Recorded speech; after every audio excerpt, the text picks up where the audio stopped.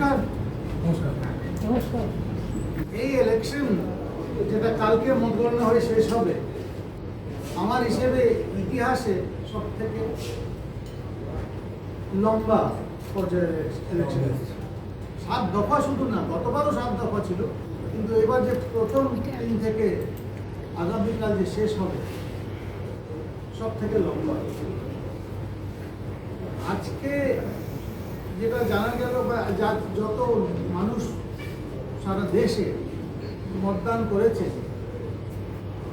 আমরা যদি পুরো পৃথিবী হিসেবে দেখি, তো পুরো পৃথিবীর যত গণতান্ত্রিক দেশ, তাদের যত ভোটার, শুধু মতদান যত ভোটার, তার সংখ্যা যদি তুলনা করি 1.5 গুণ আমাদের এখানে যারা অ্যাকচুয়াল ভোট দিয়েছে।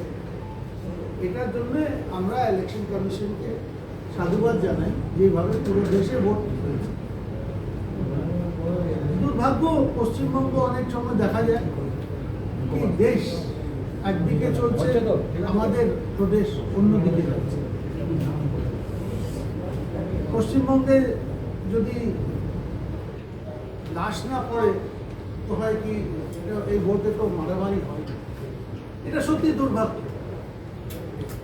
এইখানেও আমরা দেখেছি গতকাল একজনের হত্যা হলো, আরেকজনের হত্যার খবর আছে, কিন্তু যতটুকু জানা যাচ্ছে মৃতদেহ পাওয়া যাচ্ছে। আজকে ভারতীয় জনতা পার্টির ডেলিগেশন যে আমার সঙ্গে আমাদের অ্যাডভোকেট শ্রী লোকনাথ চ্যাটার্জি এসেছিলেন, আমরা সিও সাহেবের সঙ্গে অনেকক্ষণ কথা বললাম মত গণনা নিয়ে। আবার একটাই আসছি, ডিও আরোরা কার্যত ডিএম কিংবা এডিএম, ক্যাজুয়াল স্টাফ, নন পার্মানেন্ট স্টাফকে ভোটে কাজে ব্যবহার করা যায় না, এটা নিষেধ আছে, এরা মানবে না। এখনো আমাদের কাছে লিস্ট এসেছে, আমরা লিস্ট তুলে দিয়েছি, যেখানে ক্যাজুয়াল, এটা দেখবে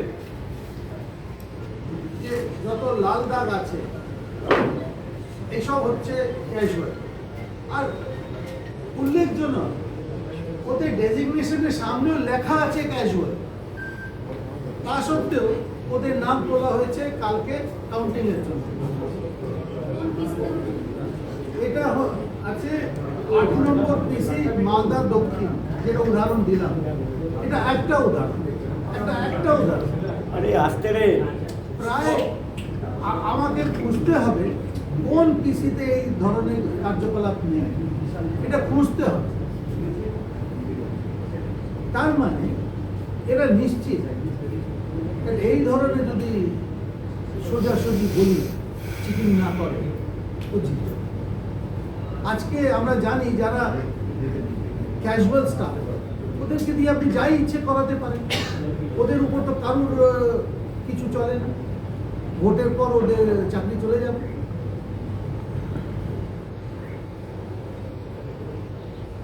আর কিছু আছে যাদের বিরুদ্ধে হাইকোর্টে পঞ্চায়েত চলাকালীন হাইকোর্ট স্ট্রিকচার পাস করেছিল, এটা আমরা বারবার বলেছিলাম এদের দেবেন না, ওরাও আছে।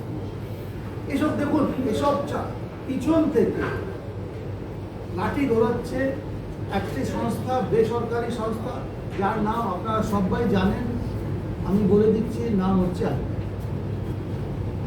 এমন মনে হচ্ছে যে পশ্চিমবঙ্গ সরকার মুখ্য সচিব কিংবা সরকারি ব্যবস্থা চালাচ্ছে না, এই বেসরকারি সংস্থা চালাচ্ছে।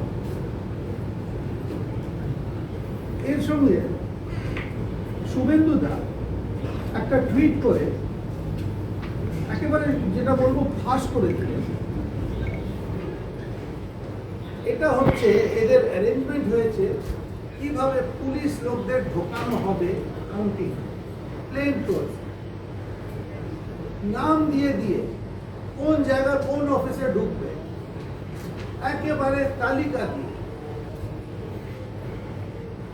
আর এটা যদি হয়, এটা ওনার টুইটে আছে, আপনারা সবাই পেয়ে যেতে পারেন। একটা জিনিস জিজ্ঞেস করুন, এই ডিটেল আমাদের হাতে আসছে কি করে? পুলিশের মারফতেই তো আসছে। এই ডিটেল কে দেবে? কেন সব তো চোর না,